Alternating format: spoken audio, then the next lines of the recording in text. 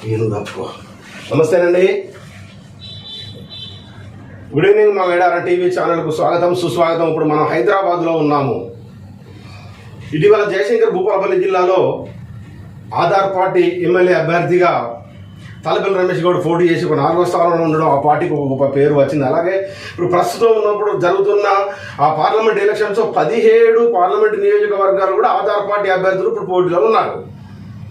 అంటే నిస్వార్థంగా జరుగుతున్న పోటీ అని చెప్పుకోవచ్చు. అంటే ఒక నిస్వార్థంగా ప్రజలకు సేవ చేయాలనే ఆలోచనతోని ప్రజలకు మేము అనేది తెలియాలి అనే ఉద్దేశం ఏమంటే ఆధార్ పార్టీ అనేది ఒక స్థాపించడం జరిగింది. కానీ ఇప్పుడు ఆధార్ పార్టీకి సంబంధించిన వ్యవస్థాపక అధ్యక్షులు ఇప్పుడు ఈడ శశిధర్రావు గౌడ్ గారు ఇప్పుడు మన దగ్గర ఉన్నారు. శశిధర్రావు గౌడ్ గారు ఇప్పుడు మన దగ్గర ఉన్నారు. ఒక్కసారి వాళ్ళని అడిగి పార్టీ స్థాపించడానికి గల కారణాలు ఏంటి, ముందు ఎలా ఉండబోతుంది అనే అంశంపై ఇప్పుడు మనం అడగాలి. సార్ నమస్తే sir. Good evening sir. Sir ఇప్పుడు చూడాలి సార్, ఆధార్ పార్టీ దీని ఒక ఫౌండర్గా, చైర్మన్గా, జాతీయ అధ్యక్షులుగా మీరు ఉన్నారు. పోయిన అసెంబ్లీలో కూడా మీరు టోటల్గా ప్రతి కాన్స్టిట్యున్సీలో కూడా అభ్యర్థులను పెట్టారు సార్. ఇప్పుడు ప్రస్తుతం ఎంపీ ఎలక్షన్స్లో కూడా 17 స్థానాలలో కూడా అభ్యర్థులు కూడా నామినేషన్ వేశారు సార్. ఫ్యూచర్ ఎలా ఉండబోతుంది? వచ్చేటి పట్టభద్ర ఎమ్మెల్సీ ఎలక్షన్స్ కూడా ఉన్నాయి కదా, అసలు మీ పార్టీ సిద్ధాంతం ఏమిటి, పార్టీ స్థాపించడానికి గల మూల కారణాలు ఏంటి సార్? థ్యాంక్ యూ అండి. మొట్టమొదటి మీరు ఇంటర్వ్యూ చేసినందుకు మీ ఛానల్ వారికి శుభాకాంక్షలు తెలియజేస్తున్నాను. ముఖ్యంగా ఈ రాష్ట్రంలో 119 నియోజకవర్గాలు ఉంటే ఏ పార్టీ కూడా బ్యాక్వర్డ్ క్లాసెస్ అనే వాళ్ళకి సరైన సముచిత స్థానం ఇవ్వట్లేదు.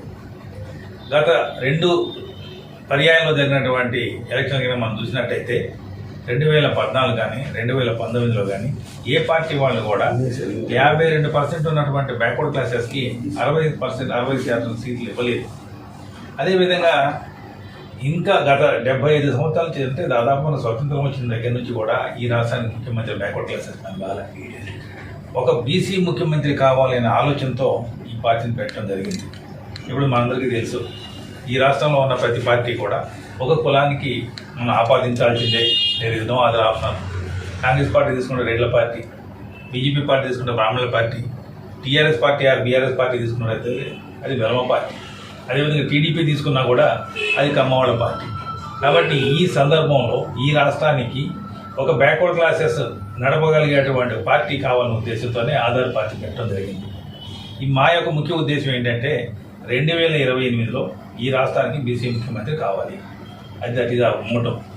రెండవది వచ్చేసి మిగతా ఎస్సీ ఎస్టీ వర్గాలు ఎవరైతే ఉన్నారో వాళ్ళందరూ కూడా కలుపుకొని వాళ్ళకి మేమంతో మాకంతా, ఇది మా నినాదం. మా జనాభా ఎంత ఉందో మాకు అన్ని సీట్లు ఉండాలి, అంతే తప్ప వాళ్ళు ఇచ్చే బిచ్చాలకి మాకు అక్కర్లేదు. ఇప్పుడు ఇవాళ చూసినట్టయితే పార్లమెంట్ ఎలక్షన్ చూసినట్టే 17 పార్లమెంట్ సీట్లలో ఏ పార్టీ వాళ్ళు కూడా 8 సీట్లు ఇచ్చిన దాఖలాలు లేవు.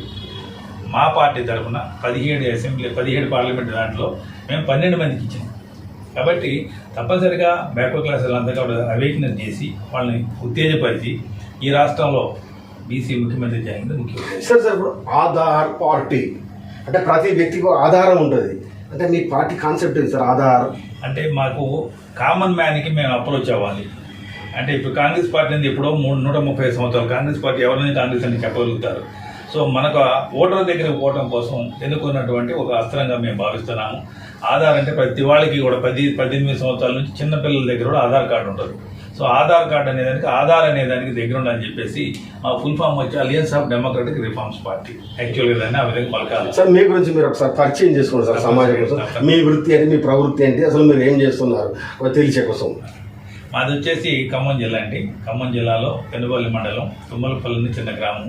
మా ఊళ్ళో ఉన్న ఓట్లు కూడా దాదాపు 600 ఓట్లే ఉంటుంది. చిన్న విలేజ్. అక్కడ మేము పుట్టాము. ఆ తర్వాత చదువు అంతా కూడా ఖమ్మం జిల్లాలో చేసి ఎంఎస్సీ కోసం వచ్చేసి ఉస్మాన్ యూనివర్సిటీలో చేశాను. జెనెటిక్ చేశాను నేను. ఆ తర్వాత ఎల్ఎల్బీ చేసి, ఎల్ఎల్ఎం చేసి, పిహెచ్డీ చేసి ఇప్పుడు నేను ప్రాక్టీస్ చేస్తూ ఉన్నాను. మొట్టమొదటి హైకోర్టులో ప్రాక్టీస్ చేసినప్పుడు నేను గవర్నమెంట్ గా పనిచేశాను. ఆ తర్వాత వచ్చి సుప్రీంకోర్టుకి షిఫ్ట్ అయ్యాను. ఆ సుప్రీంకోర్టులో చేస్తున్న నేపథ్యంలోనే ఈ పార్టీ పెట్టాల్సిన అవసరం ఏర్పడి కొంతమంది మిత్రుల సహాయ సహకారాలతో పార్టీ పెట్టి కంటిన్యూ అవుతుంది. అంటే మీ నాన్నగారు ఏం చేసేది సార్? మా నాన్నగారు ఫ్రీడమ్ ఫైటర్ అండి. మా పొలిటికల్గా బ్యాక్గ్రౌండ్ ఉంది. మా మదర్ కూడా జెడ్పీటీసీ చేశారు, 3 సార్లు సర్పంచ్ చేశారు మా ఊరికి. కాబట్టి political background associate with previously Congress party దాని నుంచి కూడా కాంగ్రెస్ పార్టీలో టికెట్ కోసం నేను ప్రయత్నం చేశాను. ఖమ్మం పార్లమెంట్ అడిగాను, పాలేరు అడిగాను, బట్ నాకు అవకాశం రాలేదు. కాబట్టి అక్కడ రాదు అని కన్క్లూజన్ వచ్చిన తర్వాత పార్టీ పెట్టడం జరిగింది. సరే అంటే ఇప్పుడు 17 పార్లమెంట్ స్థానంలో పోటీగా మీ అభ్యర్థులు ఉన్నారు కదా సార్, ఆయా ప్రాంతాల్లోని ప్రజలకు మీ సందేశం సార్? ఒకటే బ్రదర్, ప్రతి ఓటర్ కూడా ఈరోజు చైతన్యం ఉంది. ప్రతి ఓటర్ కూడా తెలుసు, చదువుకున్నోళ్ళు కూడా ఈ సమాజంలో జరుగుతున్న అన్యాయం ఒకటే, బీసీలకి న్యాయం జరగట్లేదు, బీసీలకు ఒక పార్టీ లేదు. ఇంతకుముందు ప్రయత్నం చేసినటువంటి వ్యక్తులు చాలామంది ఉన్నారు, చాలా పెద్దవాళ్ళు కూడా చేశారు. కాకపోతే వాళ్ళు చేయడానికి, వాళ్ళు పోవడానికి కారణాలు కొన్ని వాళ్ళకు ఉన్నటువంటి పర్సనల్ కారణాలు. అయితే ఇప్పుడు మేము చేసే ఎక్స్పెరిమెంట్ అనేది డిఫరెంట్గా చేస్తున్నాం. ప్రతి ఓటర్కి కూడా అంటే బ్యాక్వర్డ్ క్లాసెస్ అనేది 52%, ఓట్లు అనేది మన దాంట్లో 35% వచ్చినా కూడా మనకి గవర్నమెంట్ ఫామ్ పెట్టడానికి అవకాశం ఉంటుంది. కాబట్టి ఈ అవేర్నెస్ అనేది 2028 దాకా తీసుకుపోయి తప్పనిసరిగా మేము గవర్నమెంట్ ఫామ్ చేస్తాం. సార్ మీరు ఎమ్మెల్సీ పట్టభద్రుల ఎమ్మెల్సీగా పోటీ చేస్తున్నారనే సమాచారం, అవునండి, ఒకసారి చెప్పండి సార్.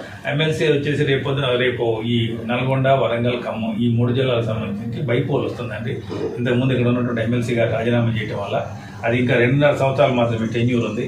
ఇది నోటిఫికేషన్ కూడా ఆల్రెడీ రేపు 2వ తారీఖు నుంచి వస్తుంది. నామినేషన్ 9వ తారీఖు వరకు వేస్తాము. పోలింగ్ వచ్చి 27వ తారీఖు నాడు. నేను దాంట్లో పార్టిసిపేట్ చేస్తున్నా. 100% అందరి సహాయ సహకారంతో నేను గెలిచినాను, నాకు నమ్మకం నాకుంది. సార్ ఈ ఎన్నికలు అయిపోయిన తర్వాత ఇంకా స్థానిక సంస్థల ఎలక్షన్స్ ఉంటాయి కదా, మరి వాళ్ళు ఒకవేళ టికెట్ కావాలని మీ దగ్గరికి వస్తే? తప్పనిసరిగా అండి. ఇప్పుడు మేము దీనికి ఏంటంటే ఒక టెక్నికల్ ప్రాబ్లము, సెంట్రల్లో పోటీ మన ఎలక్షన్ కమిషన్ దగ్గర రిజిస్ట్రేషన్ చేసుకుంటే ఓన్లీ ఎంపీసీ, ఎమ్మెల్యేసీ. అదేవిధంగా ఇక్కడ తెలంగాణ రాష్ట్రంలో ఒక స్టేట్ ఎలక్షన్ కమిషన్ ఉంటుంది, అక్కడ కూడా రిజిస్ట్రేషన్ చేయాలి పార్టీని. అది కూడా మేము చేసాము. కాబట్టి అక్కడ ఇక్కడ 2 చోట్ల చేసేటువంటి అవకాశం మాకు ఉంది. కాబట్టి స్థానిక సంస్థల్లో, రాబోయే స్థానిక సంస్థల్లో 100కు 100% ఆధార్ పార్టీ అనేది పోటీ చేస్తాం.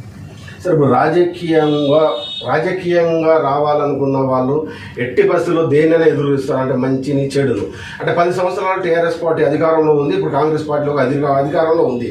ఈ పార్టీల నడవడికలు ఎలా ఉన్నాయి సార్, మీరు ఒక న్యాయవాదిగా? ఇప్పుడు ఒకటి బ్రదర్, పార్టీ నడవడికల నుంచి మనం చెప్పేటువంటి అవసరం మనకు లేదు. ఇదంతా కూడా సమాజం మారుతూ ఉంటుంది. మనందరికీ తెలుసు, ఈ ప్రాంతాన్ని పరిపాలించిన 200 సంవత్సరాల పరిచయం బ్రిటిష్ వాళ్ళు పోయారు. అదేవిధంగా మనకు వచ్చినటువంటి నిజాం నవాబు 190 సంవత్సరాలు ఈ రాష్ట్రాన్ని పరిపాలించింది. దీంతో పాటు కర్ణాటక కూడా ఆయన భాగం ఉంది. ఇవాళ ఎక్కడో ఆయన అయిపోయింది, కాలక్రమంలో అందరూ కలిసిపోతారు.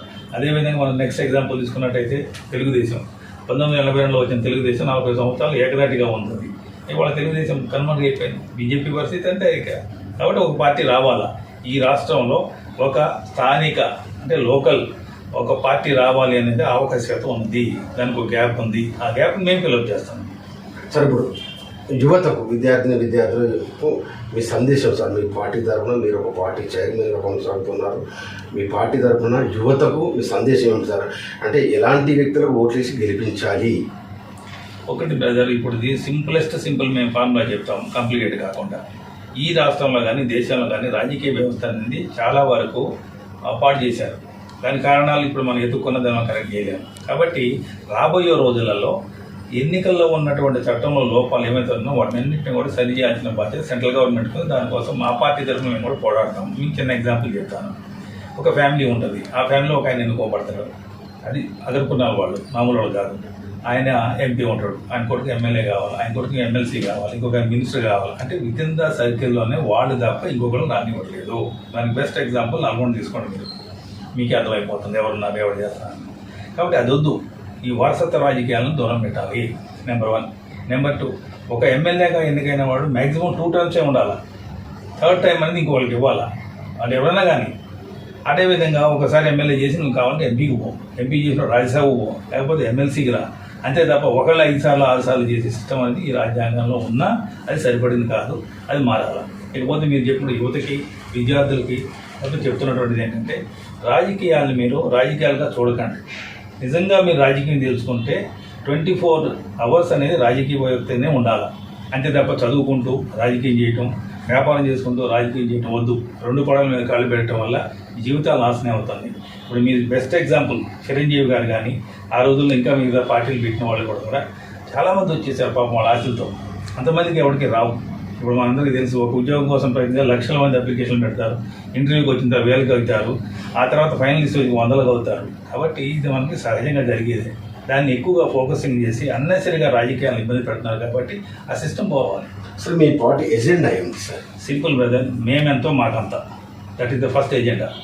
అంటే ఎస్సీలు ఎంత ఉందో పర్సెంటేజ్ వాళ్ళ ప్రకారం వాళ్ళ ఓట్లు రావాల్సిందే, వాళ్ళ సీట్లు రావాల్సిందే, బీసీలకు రావాల్సిందే, ఎస్టీలకు రావాల్సిందే, మైనార్టీలకు రావాల్సిందే, అదేవిధంగా ఓసీలు కూడా తీసుకోమని చెప్తున్నాను. అంతకుమించి రెండవది నెక్స్ట్ 2028లో 80% backward classes man has become the chief minister of the state. Sir మీరు స్వచ్ఛంద సంస్థ నడుపుతున్నారని సమాచారం సార్, ఆ ఆలోచన ఎలా వచ్చింది? ఎవరి స్ఫూర్తితో మీరు ఒక ట్రస్ట్ ఏర్పాటు చేశారు? ఇప్పుడు మాది ఈఎస్ఆర్ ఎన్జిఓలు పెట్టామండి. ఈఎస్ఆర్ అంటే education, self employment, rural development, ఈ 3 ఇష్యూస్ మీద మేము చేద్దాం. మాకు మా ఫ్రెండ్స్ కొంతమంది, మా మిత్రుడు సత్యనారాయణ గారని అంటే రఘు అని వాళ్ళంతా కూడా మాట్లాడుతున్నప్పుడు మనం కూడా పెడదాము, మాకు సంస్థ ఉంటే బాగుంటుందనే ఆలోచన వచ్చినప్పుడు మేము పెట్టడం జరిగింది. అది మా మొబిలైజేషన్, మా పర్సనల్ కెపాసిటీ మేము డబ్బు ఉన్నప్పుడు మేము పెడతా ఉంటాము. ఆ కూసుమంచి ప్రాంతంలో ఖమ్మం జిల్లాలో కొంత చోట్ల మేము ఐ క్యాంపులు పెట్టాము, కొంతమందికి ఐ క్యాటరాక్ట్ ఆపరేషన్ చేయించాము, అదేవిధంగా కళ్ళద్దాలు పంపిణీ. ఆ తర్వాత ఎడ్యుకేషన్ తరఫున ఏమన్నా వచ్చినట్టు మేము సలహాలు సంప్రదింపులు, ఈ పార్టీ కనుక పోవాలనుకుంటే వాళ్ళు ఎట్లా పోవాలి అంటే గైడ్ చేస్తాము. ఈ రూరల్ ఎంప్లాయ్మెంట్లో ఎట్లా మనం డెవలప్ చేయాలా, ఎట్లా ఎంపవర్మెంట్ కావాలని దాని మీద గైడ్ చేస్తాం. సార్ ఇప్పుడు ఈ ఆధార్ పార్టీ ఓన్లీ తెలంగాణ లేకుంటే ఆంధ్రాలో కూడా విస్తరింపే కార్యక్రమం ఏమైనా చేశారు సార్? లేదండి, ప్రస్తుతానికి మాత్రం ఇది నేషనల్ పార్టీయే. అంటే మొత్తం నేషనల్ ఎక్కడైనా చేయొచ్చు, కాకపోతే మేము ఆంధ్ర పోలేదు ఇంతవరకు. ఓన్లీ తెలంగాణ మీద కాన్సన్ట్రేట్ చేస్తాం. తెలంగాణలో ఇంటర్ ఇచ్చి ఇంట్లో మేము గెలిచిన తర్వాత పక్కకు పోతాం. అంటే ఇప్పుడు అందరూ ఇప్పుడు కొందరు తెల్లారేసరికి ఏ పార్టీలో ఉంటారో ఒక రాజకీయ నాకు తెలియదు. మరి అలాంటి వాళ్ళు మీ పార్టీలోకి రావాలన్న ఆలోచన వస్తే మీరు వారిని స్వాగతిస్తారు సార్? 80% చేయమండి. మాకు ఫస్ట్ కమ్ ఫస్ట్. అంటే ఇప్పుడు మా పార్టీలు ఎవరైతే ఉన్నాయో వాళ్ళ ఎగ్జాంపుల్ మేము చెప్తాను, మీరే మా పార్టీ అభ్యర్థి అనుకుందాం, ఆయనే ఉండాలి. ఒకవేళ ఇంకొక ఆయన వస్తే ఆయన గెలిపించుకొని నేను రావాలి తప్ప ఆయన తీసుకొచ్చి ముందు పెట్టే క్వశ్చన్ అదంటే రైస్. సార్ అసెంబ్లీ ఎన్నికల పోటీ చేసినప్పుడు ప్రచారం లేకుండానే చాలా ఓట్లు సంపాదించుకున్నారనేది, అంటే టోటల్గా ఎన్ని ఓట్లు వచ్చాయి సార్ మీ పార్టీకి? మేము మొత్తం 119కి 43 మేము కంటెస్ట్ చేసామండి. దాంట్లో మాకు 63,000 ఓట్లు వచ్చినాయి. అయితే మేము ప్రచారం అనేది వాళ్ళు వ్యక్తిగతంగా చేశారు తప్ప మేము ఎవరికి పోయి ప్రచారం ఏం చేయలేదు. ఇది ఫస్ట్ టైం కాబట్టి మాకు కూడా ఎక్స్పీరియన్స్. మేము పార్టీ పెట్టిన with in no time elections వచ్చినాయి. మాకు ఏప్రిల్లో మాకు పార్టీ వచ్చింది, నవంబర్లో ఎలక్షన్ జరిగింది. సార్ ముందు పార్టీని ఎలా ముందుకు తీసుకెళ్లాలనుకుంటున్నారు? మాకు ఒక ఎజెండా ఉందండి. ఆ ఎజెండా ప్రకారం 119 నియోజకవర్గాలు 119 మంది మా రిప్రజెంటేటివ్స్ అంటే ఇన్ఛార్జీలు పెడతాము. వాళ్ళు అక్కడ పరిస్థితుల ప్రభావాలను బట్టి, అక్కడ అవసరాలను బట్టి డెఫినెట్గా వాళ్ళ ఇష్యూని రేకప్. సార్ మహిళా రాజకీయ నాయకురాలు కూడా చాలా మంది ఉంటారు, అంటే వివిధ పార్టీలో వాళ్ళు ఉంటారు. ఆ పార్టీలో వాళ్ళు ఒకవేళ మీ పార్టీలోకి వస్తారా, లేకుంటే ఏ పార్టీలో లేని వాళ్ళు మీ పార్టీలోకి వస్తామంటే తీసుకుంటారా? ఇప్పుడు మా పార్టీ వాళ్ళకి ఫ్రెషర్స్కి మేము ఇంపార్టెన్స్ ఇస్తాము. తప్పని పరిస్థితి వచ్చినప్పుడు మా దగ్గర అవకాశం లేనప్పుడు ఉమెన్కి వచ్చి 33% మేము ఇంప్లిమెంట్ చేస్తాం. ఇప్పుడు మా దగ్గర కూడా ఇప్పుడు 17 మందిలో దాదాపు 5 మేము ఉమెన్కి ఇచ్చాము, ఉమెన్ చేస్తాం. సార్ రాష్ట్ర కాంగ్రెస్ ప్రభుత్వం గురించి మీ కామెంట్ సార్? ఇప్పుడు ఒక పార్టీ గురించి కామెంట్ చేసిన అవసరం లేదు కదా. ఇప్పుడు ప్రజలు నిర్ణయం చేసుకున్నారు, ప్రజలు వాళ్ళు ఎన్నుకున్నారు కాబట్టి కంపల్సరీగా వాళ్ళు ప్రజా నిర్ణయం ఎవరికైనా శిరోధారం కాబట్టి మనం యాక్సెప్ట్ చేయాల్సింది. అంటే ఇప్పుడు మీరు పట్టభద్రుల ఎమ్మెల్సీకి మీరు ప్రిపేర్ అయ్యి ఉన్నట్టేనా సార్? ఆ ప్రాంతంలోని ప్రజలకు మీరు ఏం చెప్తున్నారు సార్? ఇప్పుడు దీంట్లో ఏమవుతుందండి బ్రదర్, చిన్న కొంచెం టెక్నికల్గా చూడాలి. ఇప్పుడు దీంట్లో ఓటర్లు అనేవాళ్ళు ఓన్లీ గ్రాడ్యుయేట్స్, ఆ గ్రాడ్యుయేట్స్ కూడా రిజిస్టర్ చేసుకుని ఉండాలి.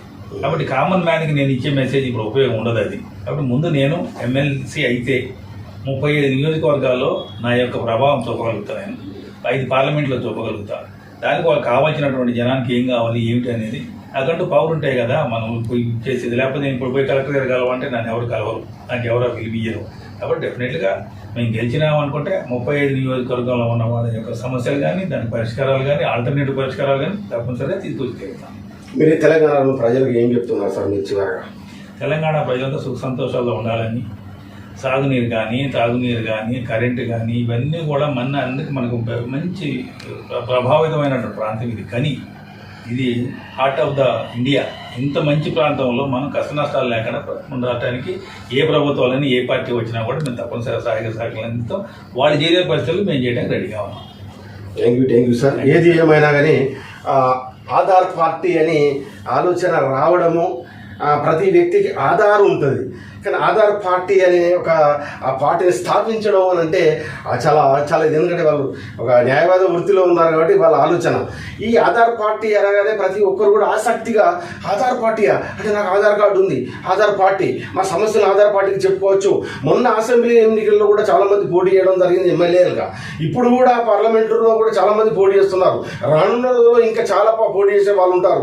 ఇంకా సర్పంచ్ ఎలక్షన్ కావచ్చు, ఎంపీటీసీ జెడ్పీటీసీలు కావచ్చు, ఇతరాత్ర ఎన్నో ఎలక్షన్స్ కూడా వస్తున్నాయి. కానీ ఆధార్ పార్టీ నుండి మనం టికెట్ తీసుకోవాల్సిన అవసరం ఎంతైనా ఉంది అని కొందరు ఇప్పటికీ ఆలోచనలో పడ్డారు. అంటే రానున్న రోజుల్లో అనుమతిస్తే బ్రదర్, మా దగ్గర 3 క్యాండిడేట్స్ ఉన్నారు, మా ఎంపీ క్యాండిడేట్స్.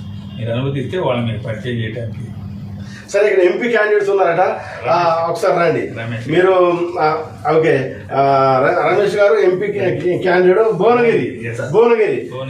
మీరు ఆధార్ పార్టీ అంటే బట్ శశిరావు గౌడ్ గారు మీకు టికెట్ ఇచ్చారు కదా, మీరు ఎలా ఫీల్ అవుతున్నారు? మీకు ఒక బీఫామ్ రావాలంటే సామాన్యులకు రాని పరిస్థితి, మీరు ఎలా ఫీల్ అవుతున్నారు? మీరు ఇంతకుముందు ఎమ్మెల్యే కూడా పోటీ చేశారు కదా భూపాలపల్లిలో, అప్పుడు ఎలా ప్రజల్లో ఉంది, ఇప్పుడు మళ్ళీ మీరు ఎంపీగా కూడా పోటీ చేస్తున్నారు కదా, ఎలా ఫీల్ అవుతున్నారు మీరు?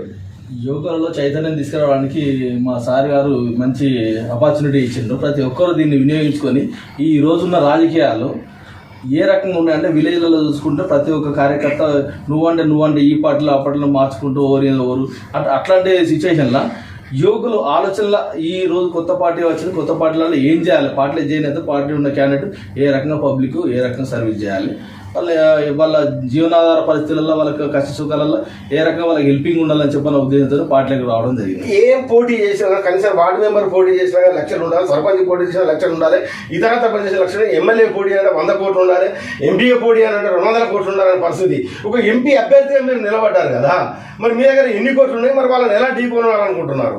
మా మీద వాళ్ళకున్న కాన్ఫిడెంట్, మా దగ్గర డబ్బులు లేకపోయినా కూడా వ్యక్తిని చూస్తే ఆ వ్యక్తిని చూడాలంటే పబ్లిక్ కాన్ఫిడెంట్ అనేది కలగాలి. ఆ కాన్ఫిడెంట్ మా దగ్గర కాబట్టి పబ్లిక్ గ్రహించి మాకు ఓటేస్తారని పోటీ చేస్తున్నారు. నేను భువనగిరి నుండి ఎంపీగా ఆధార్ పార్టీ నుండి ఎంపీగా కంటెస్ట్ చేస్తున్నాను. ఎంపీగా పోటీ చేస్తున్నారు. చూడండి, అంటే చిన్న స్థాయి వారికి కూడా ఒక టికెట్ ఇచ్చి ఎంపీగా నిలబెట్టడం అంటే నాటి జూ కాదు. అంటే స్వతంత్ర అభ్యర్థిగా పార్టీ బీఫామ్ నుండి ఒక ఆధార్ పార్టీ నుంచి వెళ్ళి ఒక ఎంపీగా పోటీ చేస్తున్న రమేష్ గౌడ్ గారు, అంటే ఒకసారి చూడండి, అంటే ఎవరికి ఆధార్ పార్టీ ఎలాంటి వాళ్ళకు కూడా అవకాశం ఇస్తుంది.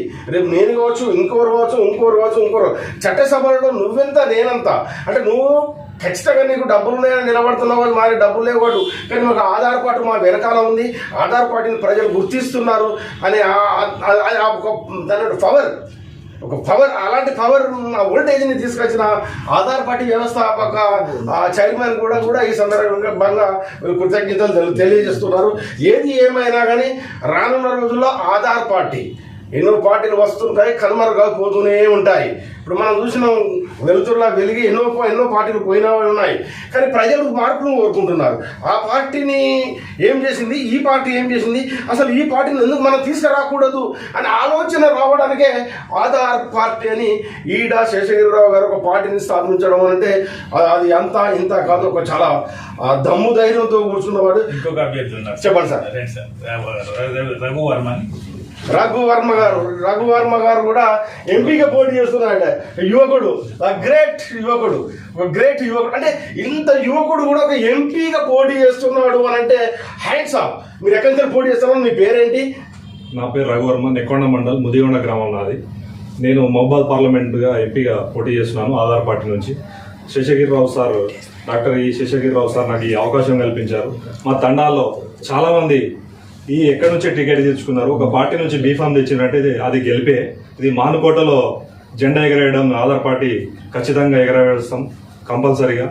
ఈ అవకాశం కల్పించిన శేషగిరిరావు సార్కి ధన్యవాదాలు తెలియజేసుకుంటూ ఈ మీ మేడారం టీవీ నుంచి నేను ఓటర్లకు మీరు ఏం చెప్తున్నారు?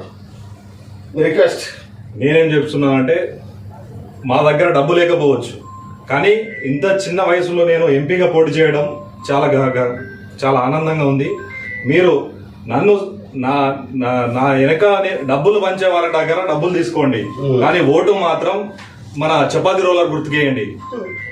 అది నన్ను గెలిపించి అత్యధిక మెజారిటీతో గెలిపించాలని మీ మేడారం టీవీ నుంచి మా ఓటర్లకు మా రానున్న రోజుల్లో ఇలాంటి యువతకు కూడా మంచి అవకాశాలు ఉంటాయి అనే సంకేతాలే ఈరోజు ఆధార్ పార్టీ. అంటే యువతకు యువకులకు కూడా అంటే రాజకీయమైన ఆలోచన, ఆ గొప్ప ఆలోచన ఉన్న వారికి ఎప్పుడైనా కానీ ఖచ్చితంగా ఆధార్ పార్టీ మనల్ని ఆదరించి సమాజంలో ఒక గుర్తింపు తీసుకొచ్చే కోసం చేస్తున్నానండి. ఒక యువకుడికి ఒక ఎంపీ టికెట్ ఇవ్వడం అంటే మళ్ళీ వట్టిగా నామినేటెడ్ ఇండిపెండెంట్గా కాదు, బట్ ఒక ఆధార్ పార్టీ బీఫామ్ నుంచి పోటీ చేసే అవకాశం.